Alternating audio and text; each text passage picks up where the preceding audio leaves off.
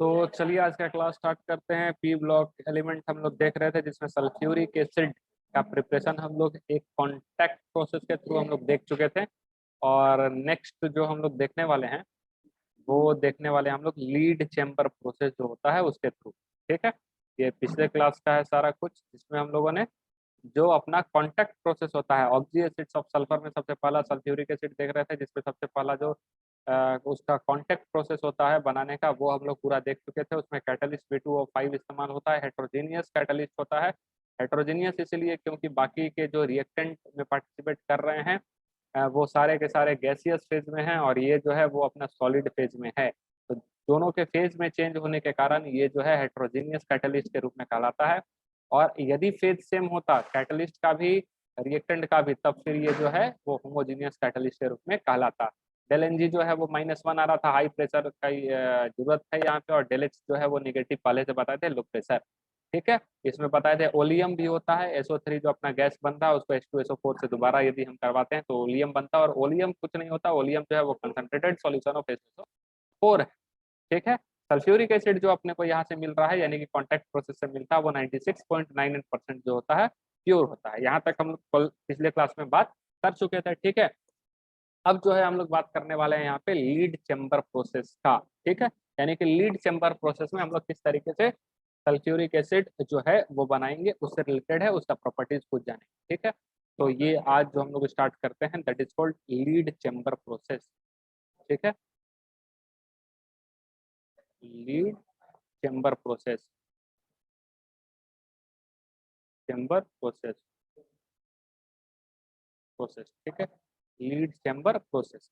तो lead chamber process सबसे पहले तो ये बताते हैं कि ये आपका होमोजीनियस कैटलिस्ट इसमें इस्तेमाल होगा। क्या होगा? Homogeneous catalyst.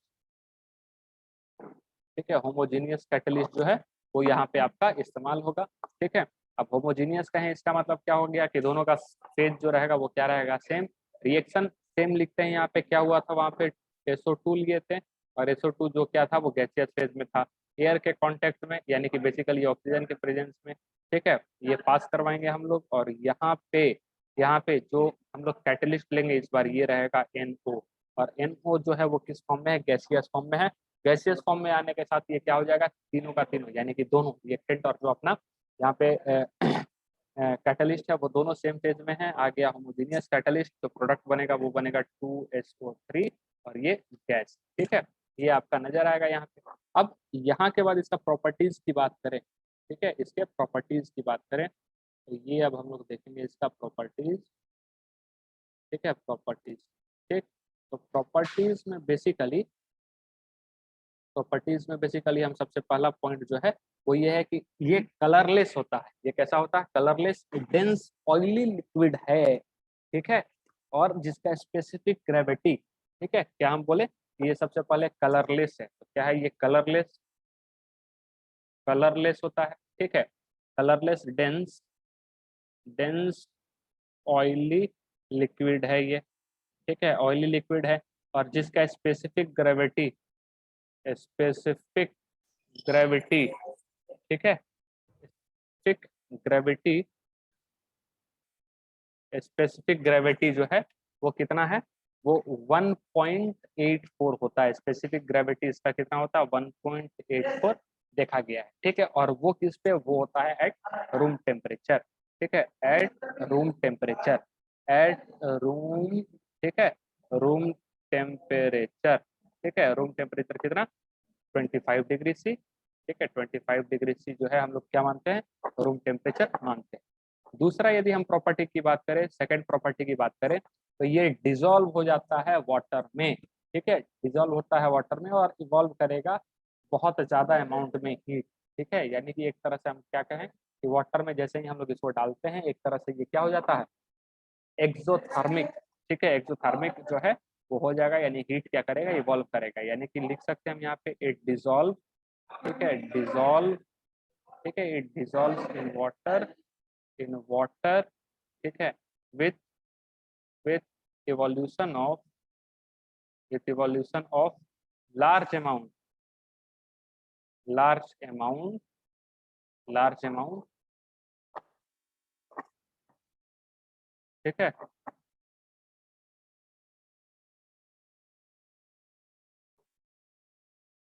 Large amount of gas, sorry large amount of heat ना, ऑफ हीट। ठीक है, लार्ज अमाउंट में क्या निकलता है, हीट निकलता है। रिएक्शन यदि देखें तो ये है बेटा आपका H2SO4, इसको डाल दिए हम लोग वाटर में, और वाटर में डालते ही इसमें क्या होगा, हाई अमाउंट में क्या निकलेगा, आपका हीट बाहर निकलता है। ये किस तरीके का मिक्सचर हो जाएगा, तो ये हो जाएगा एजियोट्रोपिक मिक्सचर। ठीक है, एजियोट्रोपिक मिक्सचर होगा। ठीक है, और एजियोट्रोपिक मिक्सचर में आपको थोड़ा सा याद होगा। ठीक है, तो कैसा डेविएशन हो जाता है, नेगेटिव डेविएशन देखने को मिलता है। ठीक है, निगेटिव डेविएशन देखने को मिलता है। ठीक, अब हम बात करते हैं इसका जो तीसरा प्रॉपर्टीज है उसके बारे में। ठीक है, थर्ड वन इज दैट क्या, तो chemical reaction, chemical reaction of H2SO4।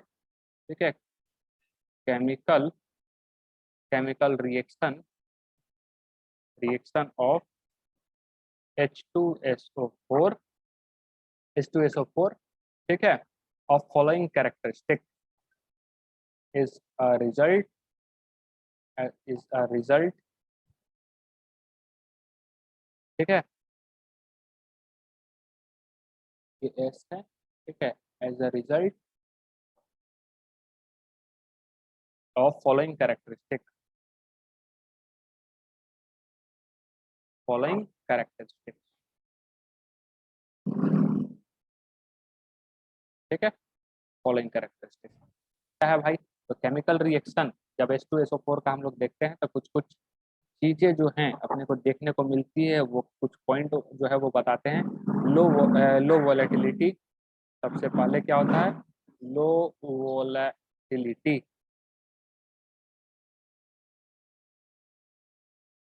ठीक है, लो वोलेटिलिटी देखने को मिलता है। ठीक है, स्ट्रॉन्ग एसिडिक इन नेचर है, स्ट्रांगली एसिडिक इन नेचर,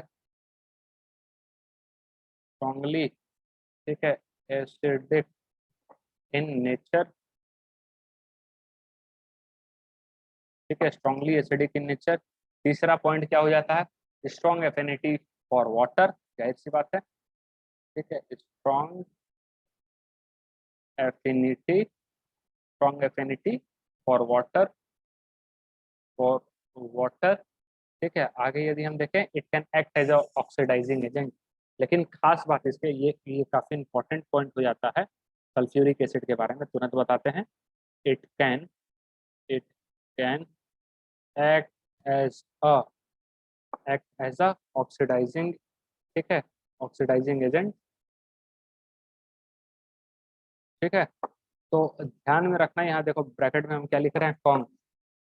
ये चीज हमेशा ध्यान में रखना है कि सल्फ्यूरिक एसिड जो है H2SO4 जो है वो ऑक्सीडाइजिंग नेचर के तरह तभी काम करेगा।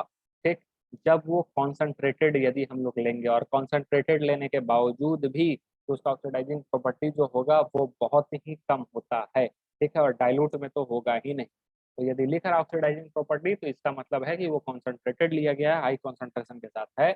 और यदि वो ऑक्सीडाइजिंग एजेंट वहां पे नहीं है, थोड़ा भी नहीं है, मतलब एकदम है ही नहीं, हालांकि स्ट्रॉन्ग में भी एकदम थोड़ा सा होता है, और यदि नहीं है वहां पे तो जाहिर सी बात है कि इसका मतलब वो क्या है, डाइल्यूट फॉर्म में लिया गया है। ठीक है, तो अब हम इसका बात करते हैं एसिडिक नेचर। ठीक, नेक्स्ट वाला जो है थर्ड पॉइंट हो गया यहाँ पे।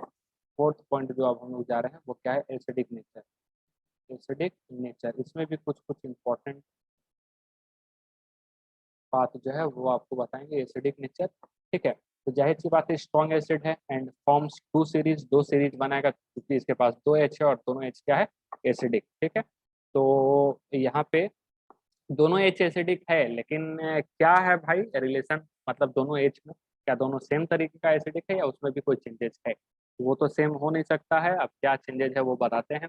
तो क्या लिखेंगे, स्ट्रॉन्ग एसिड है, स्ट्रॉन्ग। ठीक है, स्ट्रॉन्ग एसिड। ठीक, and forms, and forms two series of salt. ठीक है, टू सीरीज ऑफ सॉल्ट ये बनाता है, टू सीरीज ऑफ सॉल्ट ये आपका बनाता हुआ नजर आएगा। पहला जो है क्या बनाएगा, HSO4 माइनस। ठीक है, जिसको हम लोग क्या बोल सकते हैं, जिसको हम लोग बोलेंगे एसिडिक। क्यों एसिडिक? क्योंकि यहाँ पे अभी एक H हाइड्रोजन यहाँ पे बचा हुआ है, तो ये क्या हो जाएगा एसिडिक वाला। ठीक है, ये किस तरीके का सॉल्ट रहेगा एसिडिक। और एक कौन सा बनाएगा SO4-2, और ये कैसा हो जाएगा बेटा आपका नॉर्मल। ये कैसा हो जाएगा नॉर्मल। आया बात समझ में? अब इसका यही वाला जो हम पार्ट बोल रहे हैं अब रिएक्शंस के, रिएक्शन से समझेंगे कैसे। ये H2SO4 है। ठीक है, ये क्या है H2SO4 है। यहाँ पे रिएक्शन करवाएं, सॉरी यहाँ से H+ जब निकलेगा तो H+ और क्या बन जाएगा ये HSO4-, ये बन जाएगा। ठीक है, खास बात यहाँ आयनिक से थोड़ा सा रिलेट करते हैं। खास बात यह है कि यहाँ पे 100% ये डिसोसिएट हो जाता है। ठीक है, 100% डिसोसिएट हो जाता है। और इसका Ka का वैल्यू जो है K1 का जो वैल्यू है वो जो होता है वो ग्रेटर देन, ठीक है, ग्रेटर देन होता है 10 से भी ज्यादा है, यानी H+ फटाक से जो है वो बाहर निकलता हुआ नजर आता है। लेकिन हम लोग आयोनिक में क्या बात करते हैं कि पूरा जो है H2 जो है दोनों हाइड्रोजन जो है आसानी से निकलता है चाहे जो भी। लेकिन एक्चुअल में यदि हम लोग बात करें, एक्चुअल में यदि हम बात करें तो दूसरा वाला जो है यानी कि HSO4, अब यहाँ पे क्या आ गया HSO4-, तो HSO4- जो है ये रिएक्शन यहाँ रिवर्सेबल नजर आता है। और यहाँ पे बनेगा क्या H+ और साथ ही साथ क्या बनेगा SO4-2। ठीक है, SO4-2 ये नजर आता है। और यहाँ पे ठीक है, यहाँ पे ये डिसोसिएशन जो इसका होता है वो नेग्लिजिबल होता है। एक्चुअल एक्चुअल बात ये है। ठीक है, हम दोनों को मान करके चलते हैं कि दोनों डिसोसिएट हो रहा है, लेकिन रियल में यदि हम बात करें, एक्चुअल पॉइंट ये है, रियल में बात करें तो ये नेग्लिजिबल नेग्लिजिबल जो है वो डिसोसिएट होता है, नेग्लिजिबल डिसोसिएट होता है। समझ में आया? और इसका Ka2 यदि हम Ka2 बात करें तो वो अप्रोक्स जो है 10⁻⁻² होता है फिजिकल से रिलेट करके। ठीक है, 10⁻⁻² देखा जाता है। ठीक है, अब यहाँ पे यदि हम थोड़ा एन फैक्टर की बात करें तो यहाँ एन फैक्टर कितना आ जाएगा इसका 2, 2 हाइड्रोजन हो रहा है। ठीक है, और यहाँ पे यदि हम एन फैक्टर बात करें तो एन फैक्टर इसका क्या आ जाएगा बेटा 1 आएगा। ठीक है, और ये क्या है ये आपका हाँ अच्छा, यहाँ यहाँ आगे में बात करते हैं इसके बारे में। ठीक है, ठीक है, और यही वाला जो रिएक्शन है ये एक्चुअल इंफॉर्मेशन के बारे में, एक्चुअल इंफॉर्मेशन। ठीक है, एक्चुअल इंफॉर्मेशन आ रहा बात समझ में। और आगे थोड़ा सा यदि हम बढ़ें, ठीक है, आगे यदि हम थोड़ा सा बढ़ें तो ये जो है ठीक है पांचवा पॉइंट, या थोड़ा सा और इसके बारे में रिएक्शन देखिए। यदि हम लोग H2SO4 का रिएक्शन यदि हम लोग करवा देते हैं एस बेस के साथ, 2 मोल डायरेक्ट बेस ले लेते हैं 2NaOH, 2 NaOH लेंगे तो क्या हो जाएगा, तो वहाँ पे H2 है, दोनों हाइड्रोजन एक साथ निकल जाएंगे और क्या बन जाएगा ये Na2SO4, और साथ ही साथ क्या बन जाएगा 2 वाटर, 2 मोल ऑफ क्या बन जाएगा वाटर यहाँ बन करके निकल जाएगा। ठीक है, वही यदि साथ में हम क्या ले लें सिंगल, एक अकेला लेते हैं। ठीक है, यानी क्या ले लेते हैं ये है H2SO4 और साथ ही साथ क्या ले लेते हैं NaOH, क्या लेते हैं NaOH, तो ये फिर क्या बनेगा, ये बनेगा NaHSO4 और 1 मोल ऑफ क्या बनेगा पानी बनता हुआ नजर आएगा। ठीक है, और ये बेसिकली किस तरीके का रिएक्शन हो गया, ये एसिड बेस्ड रिएक्शन है। कैसा रिएक्शन, एसिड बेस्ड रिएक्शन है। और ये और एसिड बेस्ड रिएक्शन जो होता है वो क्या होता है नॉन रेडॉक्स। कैसा होता है नॉन रेडॉक्स। तो ये सब छोटा छोटा चीज है जो ध्यान में रखते चलेंगे। पांचवें पॉइंट की तरफ हम लोग आगे यदि बढ़े, हम लोग अपना फिफ्थ पॉइंट जो है, अपना फिफ्थ पॉइंट क्या बोलता है कि ड्यू टू इट्स वॉलेटिलिटी, ठीक है, it is used to manufacture high volatile acid. इसकी वॉलेटिलिटी के कारण ही इसका हम लोग इस्तेमाल करते हैं मैन्युफैक्चर करने में जो हाई वोलेटाइल एसिड्स होते हैं उसका। तो जैसे कि कैसे हम बोल रहे हैं, तो पर इस पॉइंट को लिखते हैं कि ड्यू टू, ठीक है, due to its low volatility, ठीक है, due to its low volatility, ठीक है, due to its low volatility is used, it is used, ठीक है, it is used to manufacture, manufacture, ठीक है, मैन्युफैक्चर हाई हाई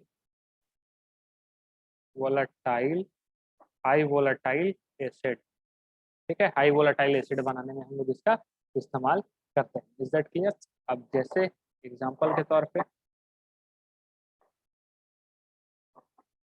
ठीक है, एग्जांपल के तौर पे क्या है भाई, यदि हम लोग 2mx ले रहे हैं, ठीक है, और साथ ही साथ क्या ले रहे हैं, H2SO4, ठीक, तो ये क्या बन जाएगा, M2SO4, ठीक है, और साथ ही साथ क्या बनेगा, 2HX, क्या बनेगा, 2HX। और यहाँ जो 2HX जो होगा, ठीक है, यहाँ पे X जो हम लोग बेसिकली लेंगे वो कौन कौन सा होगा, क्लोरीन, ठीक है, फ्लोरीन हो गया अपना, और NO2, ठीक है, ये हम लोग X के तौर पे इस्तेमाल करते हैं। कौन कौन सा, क्लोरीन हो गया, फ्लोरीन हो गया, NO2, ठीक है, ध्यान में रखेंगे आयोडीन ब्रोमीन को नहीं लेते हैं क्योंकि हाई वोलेटाइल एसिड अपने को बनाना है, ठीक है, इज दैट क्लियर। और 6th पॉइंट यदि हम बात करें, छठा, ठीक है, 6th पॉइंट यदि हम बात करें, कॉन्क H2SO4, ठीक है, कॉन्क, ठीक है, conc H2SO4 is a is a mild oxidizing agent. क्या बोल रहा है कि ये माइल्ड, ठीक है, इज अ माइल्ड, कॉन्क वाला भी बताए थे ना, कॉन्क वाला भी जो होगा वो हल्का ऑक्सीडाइजिंग एजेंट होगा, माइल्ड ऑक्सीडाइजिंग ऑक्सीडाइजिंग एजेंट, ठीक है, माइल्ड ऑक्सीडाइजिंग एजेंट होगा। अब रिएक्शन के थ्रू यदि हम देखें तो यदि कॉपर, कॉपर का रिएक्शन, क्लास 10 का ये रिएक्शन है, कॉपर का रिएक्शन Cu प्लस H2SO4 और H2SO4 यदि हम लोग डाइल्यूट लेकर के रखते हैं तो यहाँ क्या होगा, नो रिएक्शन, ठीक है, नो रिएक्शन, हाइड्रोजन के नीचे जो भी आएगा वो रिप्लेस नहीं कर पाएगा, ठीक है, कॉपर हो गया, ठीक है, गोल्ड हो गया, सिल्वर हो गया, ये सब चापा बताए थे, चापा, ठीक है, तो ये जो जो भी आएंगे वो रिप्लेस नहीं कर पाएंगे, डाइल्यूट एसिड है यहाँ पे, ठीक है, नो रिएक्शन, क्या हो जाएगा, नो रिएक्शन। बेसिकली क्या होना चाहिए यहाँ पे, मतलब यदि हम ऐसे देखें तो क्या यहाँ पे होगा, अच्छा ठीक है, उतना ये करने की जरूरत नहीं है, इतना सफिशियंट है। और यदि हम यहीं पे यदि कॉपर के साथ यदि हम H2SO4 लें और ये कॉन्क ले ले, कॉन्सेंट्रेटेड ले ले, तब ये जो है वो CuSO4, ठीक है, CuSO4 जो है वो बनेगा, साथ ही साथ यहाँ पे SO2 बनेगा और साथ ही साथ क्या बनेगा, 2H2O बनेगा। अंडरस्टूड। तो ध्यान में रखना है कि यहाँ पे जो SO4-2 है वही अपने आप को ऑक्सीडाइजिंग एजेंट के तौर पे काम कर रहा है। यहाँ पे OA के तौर पे कौन काम कर रहा है, जो सल्फेट आयन है वो, और यहाँ पे सल्फेट आयन किस में कन्वर्ट करता हुआ नजर आ रहा है अपने आप को, SO2। तो यहाँ साफ साफ नजर आ रहा है कि SO4 सल्फेट आयन भी ही अपने आप को कैसा जो है वो दिख रहा है यहाँ पे, ठीक है, ऑक्सीडाइजिंग एजेंट की तरह।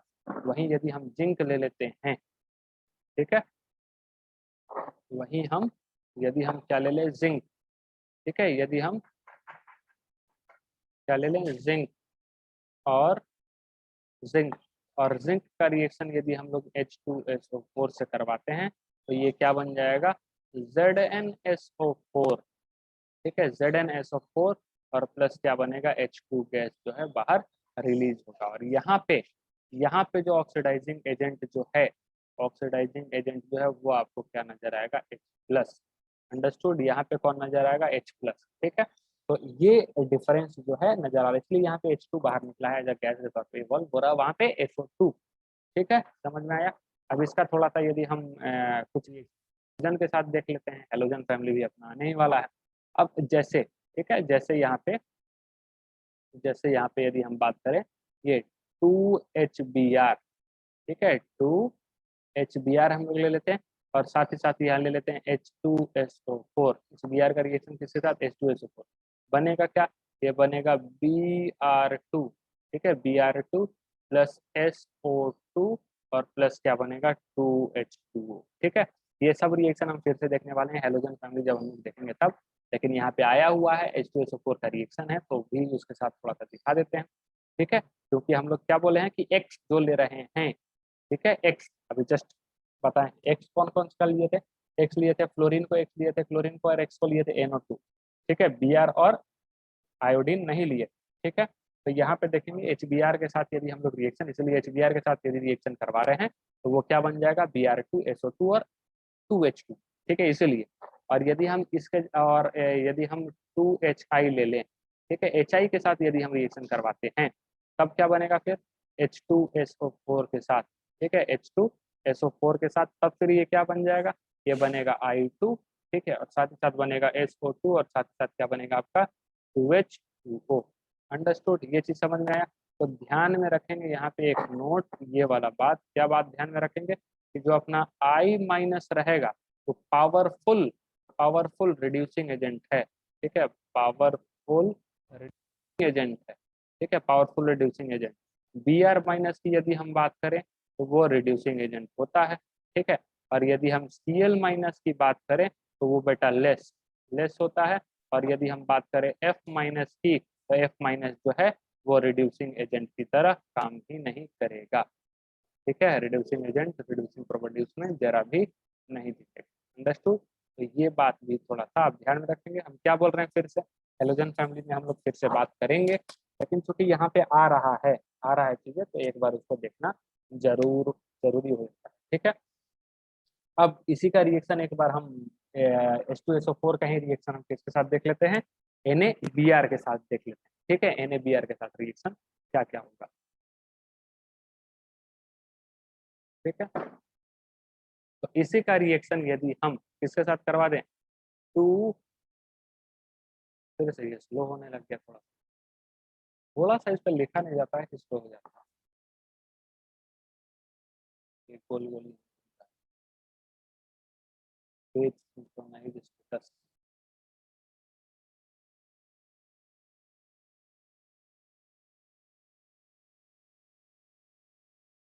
चलो इतना देर रुक गए, अब देखते हैं थोड़ा, ठीक है। रिएक्शन किसके साथ हम लोग देख रहे हैं, 2NaBr के साथ। 2NaBr के साथ यदि रिएक्शन H2SO4 का साथ होगा तो जाहिर सी बात है, यदि कुछ ना समझ में आ रहा है हम लोग क्या कर देंगे, आयन एक्सचेंज, ठीक है, आयन एक्सचेंज हो जाएगा, क्या बन जाएगा Na2SO4, साथ ही साथ क्या बनेगा बेटा 2HBr, क्या बनेगा 2HBr। अब ये HBr, अब ये HBr क्या करेगा, फिर से H2SO4 के साथ रिएक्ट करके क्या बना देगा Br2SO2 और 2H2। अंडरस्टूड, अब ये रिएक्शन यहाँ पे रुकेगा नहीं, क्योंकि अभी यदि H2SO4 है यानी कि 2HBr, ठीक है, 2HBr, फिर से यदि H2SO4 सॉरी HBr, हाँ HBr, हाँ HBr जो बाहर निकला वो H2SO4 के साथ रिएक्ट करेगा और क्या बन जाएगा, जो ऊपर में रिएक्शन लिखे थे दैट इज कॉल्ड Br2, ठीक है, साथ ही साथ जो है SO2 और साथ ही साथ क्या बनेगा H2O, 2H2। यदि हम ओवरऑल रिएक्शन एक साथ लिखना चाहें तो यहाँ से HBr गायब हो जाएगा, ठीक है, HBr गायब, और यहाँ ओवरऑल रिएक्शन क्या लिख सकते हैं, 2NaBr, ठीक है, साथ ही साथ क्या लिखेंगे 2H2SO4, और ये किस में कन्वर्ट हो जाएगा, ये कन्वर्ट हो जाएगा Na2SO4 प्लस क्या हो जाएगा ये Br2 प्लस क्या हो जाएगा SO2, और साथ ही साथ क्या हो जाएगा 2H2O में ये कन्वर्ट होता हुआ नजर आएगा। अंडरस्टूड, और खास बात कि यहाँ पे हम लोग चाहें तो इस रिएक्शन को हम लोग, ठीक है, इस रिएक्शन को हम लोग Br2 का प्रिपरेशन के लिए भी इस्तेमाल कर सकते हैं, प्रिपरेशन, ठीक है, प्रिपरेशन ऑफ Br2 के लिए भी हम लोग इस्तेमाल कर सकते हैं। अंडरस्टूड, याद रहेगा। अब थोड़ा सा और हम लोग आगे नीचे बढ़ते हैं, ठीक है। अगला पॉइंट जो हम लोग देख रहे हैं, 7th प्रॉपर्टी जो है वो हम लोग क्या देखेंगे, डिहाइड्रेटिंग नेचर। बार बार ये घूम के आ रहा है, दैट इज कॉल्ड डिहाइड्रेटिंग, ठीक है, dehydrating nature, nature dehydrate H2SO4 जो है ऑर्गेनिक में भी कौन H2SO4, ठीक है, P2O5 जो हो गया, KHSO4 जो हो गया, ये सब जो है डिहाइड्रेटिंग एजेंट की तरह इस्तेमाल होते हैं, ठीक है। एलिमिनेशन रिएक्शन हम लोग देखते हैं ऑर्गेनिक में, वहाँ पे इस्तेमाल करते हैं, E1 रिएक्शन हो गया, E2 रिएक्शन हो गया, E1CB हो गया। तो E1CB तो कॉन्जुगेट बेस हो गया, खास करके E1 और E2 में अपने को देखना पड़ता है, कई कई बार जो है वो डिहाइड्रेटिंग एजेंट भी हम लोग इस्तेमाल करते हैं, जैसे कॉन्ग H2SO4 खास करके इस्तेमाल होता है। तो बेसिकली वाटर वहां से एलिमिनेट हो जाता है, और that type of reagent which we are use that is called dehydrating agent, ठीक है, डिहाइड्रेट करना ऐसा होता है। तो अपने को ये बात ध्यान में है पहले से कि H2SO4 जो होता है वो स्ट्रॉन्ग डिहाइड्रेटिंग एजेंट होता है। ये क्या होता है, स्ट्रॉन्ग डिहाइड्रेटिंग एजेंट, ये लिख रहे हैं, ठीक है, स्ट्रॉन्ग डिहाइड्रेटिंग एजेंट। तो बेसिकली यदि हम लोग ले क्या इतना, अब क्या स्ट्रॉन्ग रिएक्शन, जैसे कि C2 सॉरी H2C2O4 का रिएक्शन यदि हम लोग करवा दे H2SO4, तो ये डिहाइड्रेटिंग एजेंट के तौर पे काम करेगा। थोड़ा सा रिप्रेजेंटेशन ठीक हो जाए, ठीक है, क्या हम लिख रहे थे, यदि हम H2H2O4 का रिएक्शन हम लोग करवा दे किसके प्रेजेंस में, H2SO4 डिहाइड्रेटिंग एजेंट काम करेगा, कौन लिखना ज्यादा सही रहेगा, क्या हो जाएगा ये H2O, साथ ही साथ ये CO और साथ ही साथ इसमें कन्वर्ट हो जाता है CO2, वाटर जो है वो बाहर निकल जाएगा। दूसरा यदि हम लोग रिएक्शन ले ले, ठीक है, यदि हम इसी में ले ले HCOOH that is called formic acid, ये ऑर्गेनिक में पड़े होंगे, H2SO4 के साथ रिएक्शन होगा, क्या बाहर निकल जाएगा, वाटर बाहर, और वाटर बाहर निकलेगा तो फिर क्या बनेगा, carbon monoxide. Is that clear, ये आपका बनेगा। उसके बाद तीसरा रिएक्शन, यदि हम लोग C12H22O11 शुगर मॉलिक्यूल ले लें और यहाँ भी यदि हम लोग डाल दें H2O, तो पूरा का पूरा जितना पानी हो सकता है बाहर निकल जाएगा, यानी कि 12 कार्बन ही बचेगा और 11 H2O जो है वो बाहर हो जाएगा। तो ये देखिए कितना स्ट्रॉन्ग डिहाइड्रेटिंग एजेंट के तौर पे इस्तेमाल होता है। यदि हम इसका, अच्छा ये तो हो गया, ठीक है, H2SO4 का। अब H2SO4 का हम लोग क्या देख रहे हैं, यूजेस, ठीक है, यूजेस। तो यूजेस की यदि हम बात करें, सबसे पहला यूजेस क्या है, लीड स्टोरेज बैटरी। आपके घर में जो इन्वर्टर है उसमें जो पानी, जो सॉरी बैटरी इन्वर्टर वाला जो बैटरी है उसमें भी जो इस्तेमाल होता है एसिड, वो कौन सा एसिड इस्तेमाल होता है, sulphuric acid. Lead storage battery, lead storage, ठीक है, इलेक्ट्रोकेमिस्ट्री में पढ़ेंगे, स्टोरेज स्टोरेज बैटरी, ठीक है, लीड स्टोरेज बैटरी। इसमें जो एसिड इस्तेमाल क्या होगा, आपका सल्फ्यूरिक एसिड इस्तेमाल होगा। और सेकंड, ठीक है, सेकंड बी वाला जो है उसमें इसका यूज लेबोरेटरी रिएजेंट के तौर पे, कई सारे रिएजेंट के तौर पे, जैसे अभी डिहाइड्रेटिंग एजेंट के तौर पे इस्तेमाल हुआ, तो कई सारे रिएजेंट्स के तौर पे सल्फ्यूरिक एसिड का इस्तेमाल किया जाता है। तो क्या लिख सकते हैं हम लोग, लेबोरेटरी लेबोरेटरी रिएजेंट, ठीक है, लेबोरेटरी रिएजेंट के तौर पे इस्तेमाल होगा। अंडरस्टूड, ठीक है। तो ये यहाँ जो है पूरा का पूरा आपका जो है सल्फ्यूरिक एसिड जो है वो खत्म होता है, ठीक है। ऑक्सी एसिड के सीरीज को थोड़ा सा हम बताना चाहेंगे आज, जो है हम लोग पूरा उसको कवर करेंगे। तो सबसे पहले जो है क्या हम लोग देखते हैं, सबसे पहले हम लोग देखते हैं अस एसिड, ठीक है। हालांकि सब बताएं बॉन्डिंग में, लेकिन फिर भी एक बार हम 5 मिनट में तुरंत कंप्लीट करते हैं इसको। अस एसिड, अस एसिड, ठीक है, अस एसिड सीरीज, अस अस एसिड जो है, अस एसिड सीरीज। तो H2SO3, ठीक है, सल्फ्यूरस एसिड, नाम क्या हो जाएगा, सल्फ्यूरस एसिड,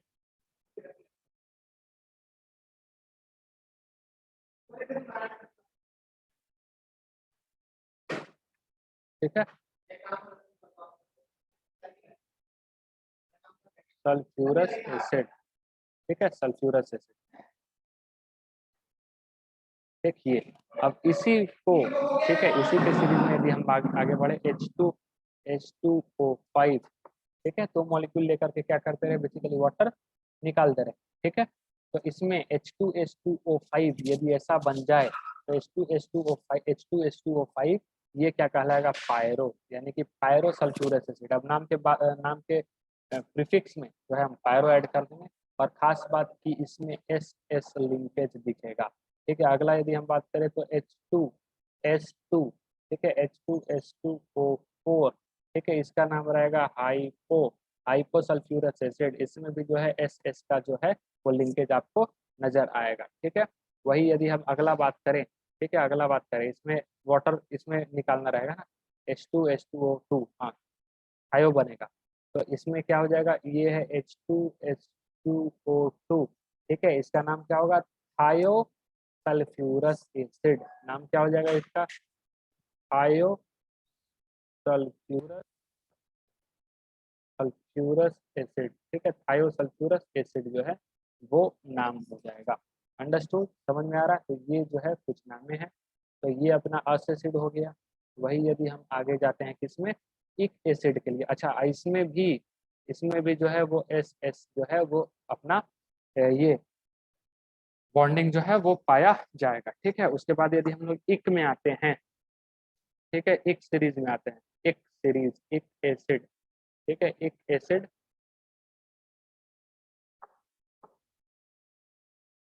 एक एसिड सीरीज, ठीक है, एक एसिड जो सीरीज है उसमें, ठीक है, उसमें यदि हम लोग आते हैं तो उसमें सबसे पहले हम लोग कौन सा ले रहे हैं, जो अभी देख चुके हैं, that is called H2SO4, H2SO4। ठीक है, उसके बाद अगला क्या हो जाएगा, H2S2O7। ठीक है, H2S2O7 that is called pyro. ठीक है, pyro sulphuric acid, pyro sulphuric acid. ठीक है, और ध्यान रखना यहाँ पे एस एस लिंकेज नहीं है, यहाँ पे जो है एस एस लिंकेज नहीं होता है। ठीक है, क्लियर है ये बात। उसके बाद यदि हम बात करें तो H2, ठीक है, H2S2O6, H2S2O6 यहाँ हो जाएगा आपका हाइपो सल्फ्यूरिक एसिड। ठीक है, और यहाँ पे एस एस बॉन्ड जो है वो आपको मिलेगा। और फिर फाइनली इसके नीचे जो हम लोग आए थे क्या, H2S2O3, और ये फिर से थायो सल्फ्यूरिक एसिड, थायो सल्फ्यूरिक एसिड जो है ये आपका बन रहा है। ठीक है, तो ये नाम जो है सीरीज है, पहले से पढ़े हुए हैं, बस हम इसको एक बार आपको याद दिलवा दे रहे हैं। अगला कौन सा था भाई, तो अगला था परोक्सी। ठीक है, परोक्सी एसिड सीरीज। ठीक है,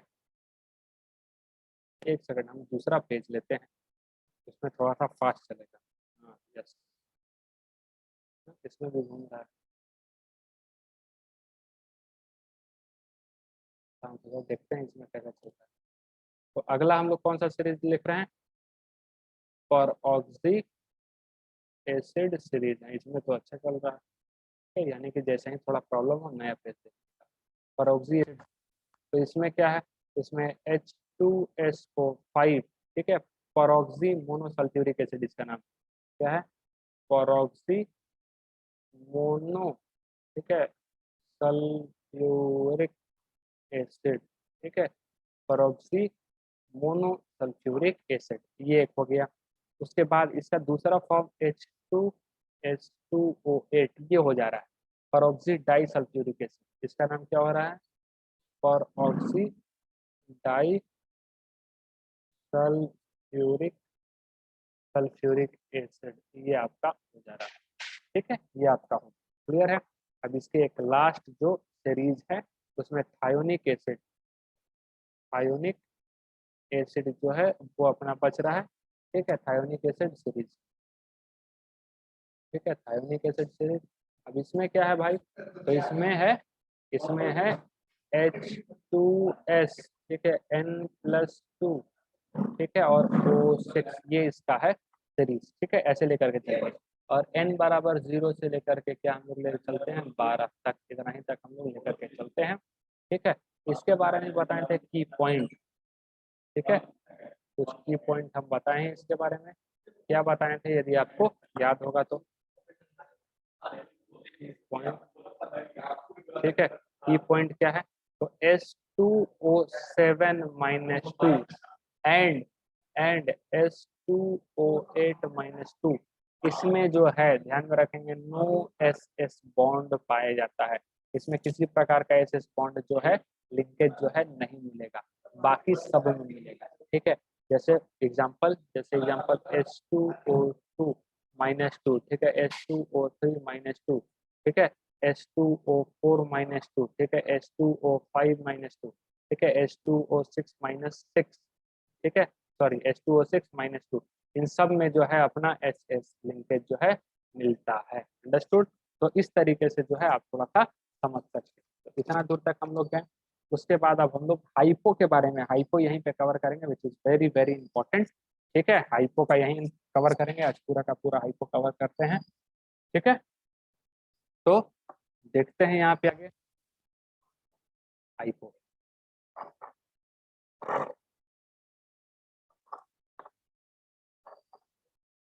ठीक है, हाइपो का, हाइपो, तो हाइपो का क्या है, Na2S2O3, Na2H2O3.5H2O, ये अपना है, अपना हाइपो। ठीक है, ये अपना हाइपो। अब इसका प्रिपरेशन, ठीक है,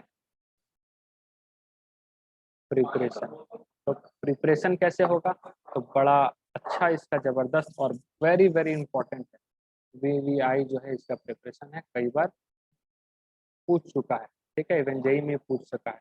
4S+6 NaOH बेस के साथ रिएक्शन करवाएंगे सल्फर का, ठीक है, बनेगा क्या, ठीक है, बनेगा क्या, बनता है 2NaS, ठीक है, 2NaS, और साथ ही साथ क्या बनेगा, Na2S2O3 dot sorry plus 3H2O, एक प्रोसेस ये बना, ठीक है, ये बन गया। और दूसरा एक जो है सबसे पहला कैसे बना सकते हैं, दूसरा हम लोग बना सकते हैं Na2SO3, Na2SO3, ठीक है, सोडियम सल्फाइड और यहाँ पे S सल्फर, ठीक है, और ये रिएक्शन जो होगा वो एब्सेंस ऑफ एयर के प्रेजेंस में होगा, ठीक है, absence of air, absence of, ठीक है, एब्सेंस ऑफ एयर के साथ होगा। और खास बात कि यहाँ पे बॉइलिंग, बॉइलिंग ऑफ सल्फर इस्तेमाल होगा, ये जो है बॉइल करता हुआ मिलेगा, ठीक है, बनेगा क्या, Na2S2O3 जो है ये बनता हुआ अपने को मिलता है, अंडरस्टूड। इसका यदि हम बात करें, ठीक है, इसका यदि हम बात करें प्रॉपर्टीज के बारे में, ठीक है, किसके बारे में बात करें, प्रॉपर्टीज देखेंगे भाई, प्रॉपर्टीज। तो प्रॉपर्टीज में जो है, ठीक है, प्रॉपर्टीज सबसे पहले क्या लिखेंगे कि इट इज एंटी क्लोरल, ये एंटी क्लोरल होता है, क्या लिखेंगे, it is and it is used as a anti, ठीक है, anti chloral reagent, anti chloral reagent के तौर पे इस्तेमाल होता है। अब एंटी क्लोरल क्या होता है भाई, यहाँ पे देखेंगे रिएक्शन, जैसे Cl2 बेसिकली जो एक्स्ट्रा क्लोरीन होता है, जैसे ब्लीचिंग के तौर पे भी हम देखते हैं जो होता है वो ब्लीचिंग एजेंट के तौर पे जो है वो काम आता है, ठीक है, ये भी जो है वो ब्लीचिंग एजेंट के तौर पे काम आता है, ठीक है। तो यहाँ क्या होता है भाई, हम क्या बोले यहाँ पे एंटी क्लोरल का मतलब क्या होता है, कभी कभी ब्लीचिंग वगैरह में एक्स्ट्रा क्लोरीन जो आ जाता है उसको रिमूव करने का काम आता है, that is called anti chloral reagent जो होता है। H2O क्या कर दिया, इसमें हम लोग वाटर डालें, और वाटर डालते के साथ, ठीक है, इसमें ये किस में कन्वर्ट हो जाएगा, HCl में, HCl के साथ साथ HOCl, और ये HOCl फिर से रिएक्ट करता है, अब सॉरी ये HOCl जो है फिर से ब्रेक हो जाएगा किसमें, HCl में, और साथ ही साथ यहाँ पे आपको नेसेंट ऑक्सीजन जो है वो आपको मिलेगा, और यही नेसेंट ऑक्सीजन जो है वो ब्लीचिंग रिएजेंट के तौर पे काम आता है, ब्लीचिंग रिएजेंट, ठीक है, ब्लीचिंग रिएजेंट, याद कीजिए SO2 भी है, वो भी ब्लीचिंग रिएजेंट के तौर पे काम आता है, लेकिन उसको हम लोग जो है वो टेम्पररी कहते हैं, क्यों, क्योंकि वो रिड्यूस होता है, रिडक्शन से बनता है, अब क्योंकि रिड्यूस होकर के बनता है, ठीक है, रिड्यूस होकर के बनता है, तो बाद में वो एयर से जाकर के ऑक्सीडाइज हो सकता है, ठीक है, तो इसीलिए हम लोग उसको टेम्पररी ब्लीचिंग एजेंट कहते हैं, ठीक है, लेकिन ये वाला जो बनता है जो ऑक्सीडेशन से बनता है, ध्यान में रखेंगे ऑक्सीडेशन वाले ब्लीचिंग एक्शन जो होंगे, ठीक है, ऑक्सीडेशन वाले जो ब्लीचिंग रिजेंट जो होंगे वो परमानेंट कहलाएंगे, ठीक है, लेकिन जो रिडक्शन से होकर के बनते हैं वो वाले जो है वो टेम्पररी कहलाते हैं, ठीक है, वो क्या कहलाते हैं, टेम्पररी कहलाते हैं, क्योंकि हो सकता है कि वो एयर के कांटेक्ट में आने के बाद दोबारा जो है वो क्या कर जाए, आपका आपका यस दोबारा से वो वापस हो जाए ठीक है। तो आगे यदि हम बढ़े थोड़ा सा, तो आगे रिएक्शन इसी के साथ एक हम दिखा देते हैं आपको, ठीक है, आगे जो रिएक्शन है ये एक रिएक्शन जो है इसके साथ भी इम्पोर्टेंट है, Na2 हाइपो वाला ही देख रहे हैं, Na2S2O3, और ये हो गया आपका 4Cl2, ठीक है, 4Cl2 प्लस 5H2O, ये बनेगा क्या, ये बनेगा N, ठीक है, NaHSO4, NaHSO4 बनता है, और साथ ही साथ 8HCl ये बनाता है, अंडरस्टूड।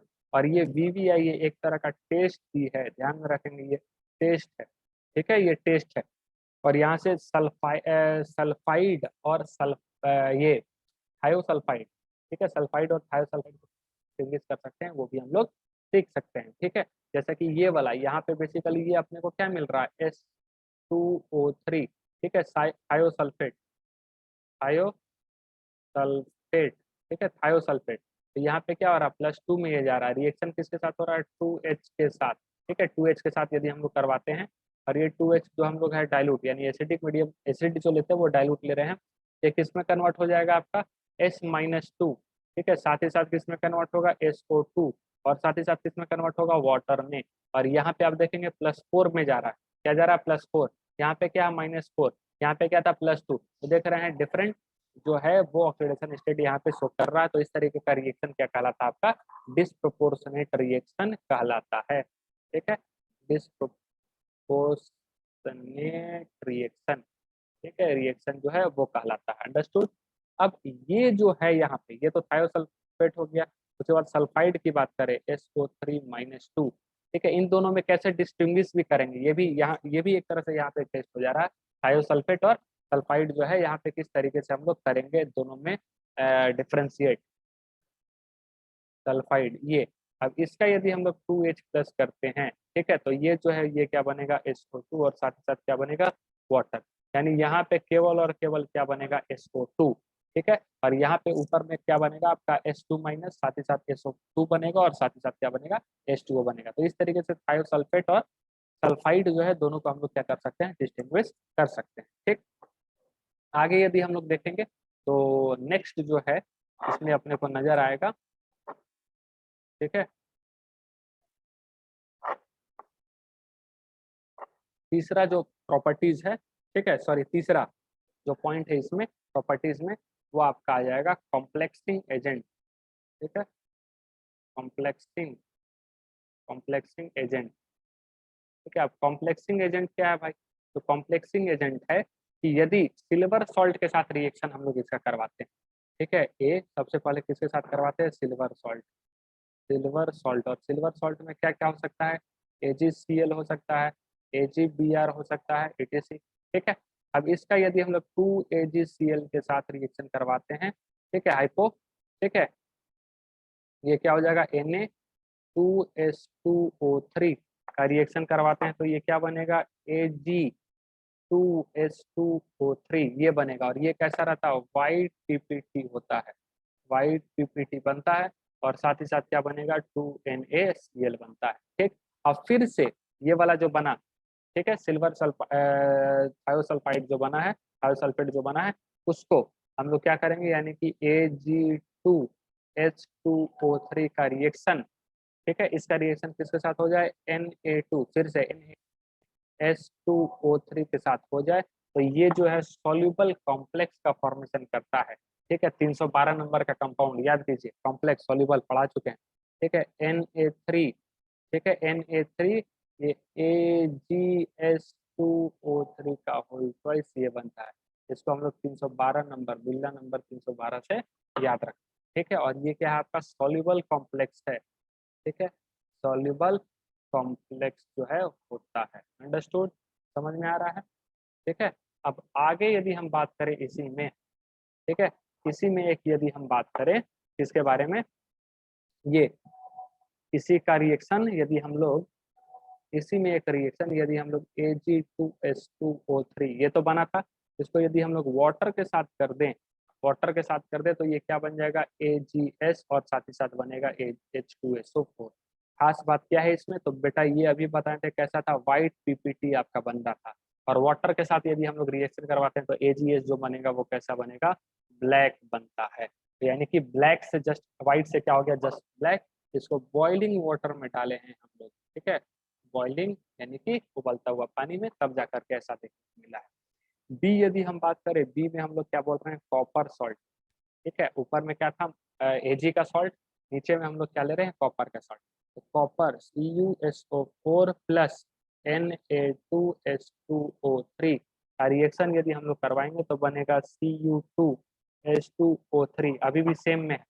ठीक है, और साथ ही साथ क्या बनेगा, Na2SO4 ये बनेगा। ठीक है, अब यहाँ पे Cu, फिर से वही Cu2S2O3 का रिएक्शन यदि हम लोग Na2S2O3 के साथ करवाते हैं, तो ये जो बनेगा ये 465 नंबर का कंपाउंड बनेगा, बिल्डर नंबर 465। ठीक है, Cu सॉरी, Na, ठीक है, Na4, और ये Cu6, Na4, ये अच्छे से थोड़ा लिख देते हैं।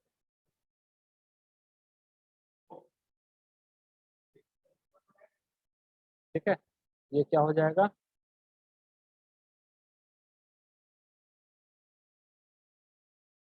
ये हो जाएगा Na4, ठीक है, Cu5, ठीक है, Cu5, सॉरी Cu6,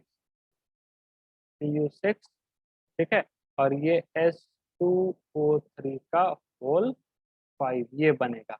और ये भी क्या रहेगा, सॉल्यूबल, बिल्ला नंबर क्या था, 465। अंडरस्टूड, समझ में आया। अब इसका जो है अगला कौन सा है, heating effect.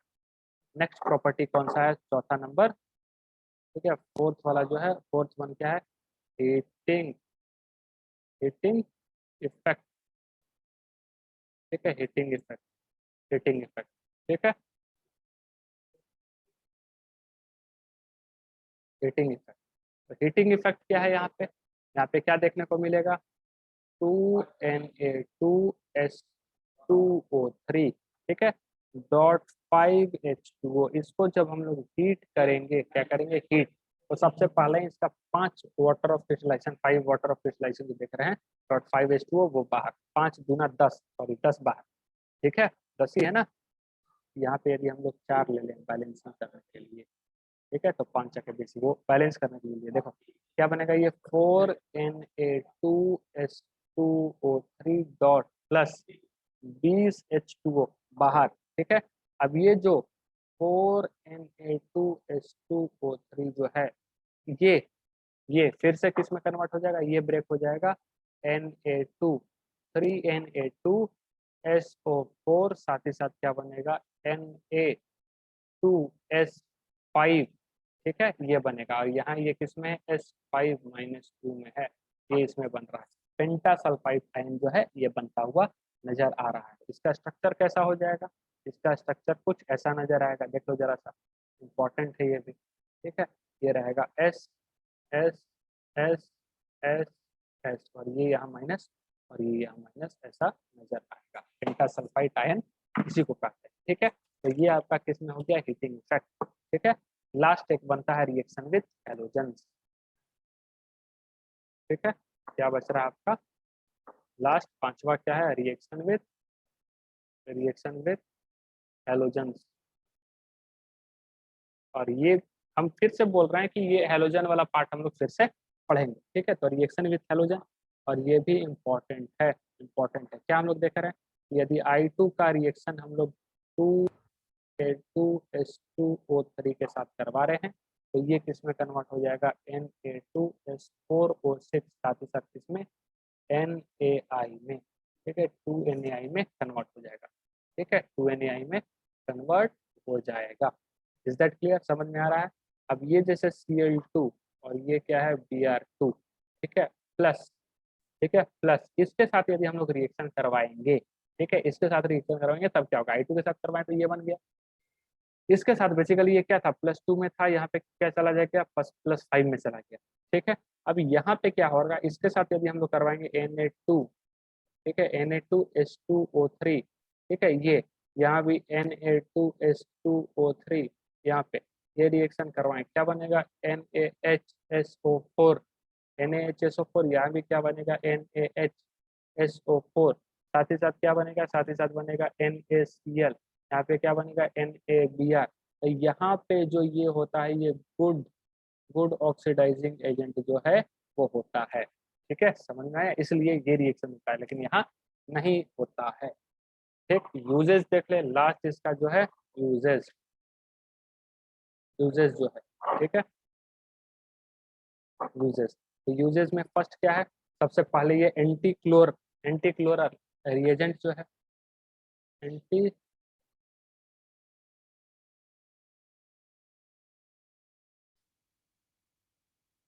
Anti chloral reagent जो है। दूसरा जो है photography as a fixer, in photography as a fixer में काम आता है, ठीक है, फोटोग्राफी एज अ फिक्सर में काम आता है। तीसरा जो है वो आइडोमेट्रिक, ध्यान में टाइट्रेशन वाला, ठीक है, आयोनिक, आइडोमेट्रिक एंड आइडियोमेट्रिक टाइट्रेशन में भी काम आता है, ठीक है, आइडियोमेट्रिक एंड आइडोमेट्रिक टाइट्रेशन, में यूज होता है। ठीक है, तो आज के लिए बस इतना ही हम छोड़ते हैं। ठीक है, अच्छा खासा आज भी हम लोग कवर कर लिए हैं। ठीक, तो ऑलमोस्ट ये जो फैमिली है अपना ऑक्सीजन फैमिली वो समाप्त हो चुका है। ठीक है, हेलोजन फैमिली की तरफ हम लोग बढ़ेंगे। ठीक, तो अपना क्लास यहीं समाप्त करते हैं। Thank you.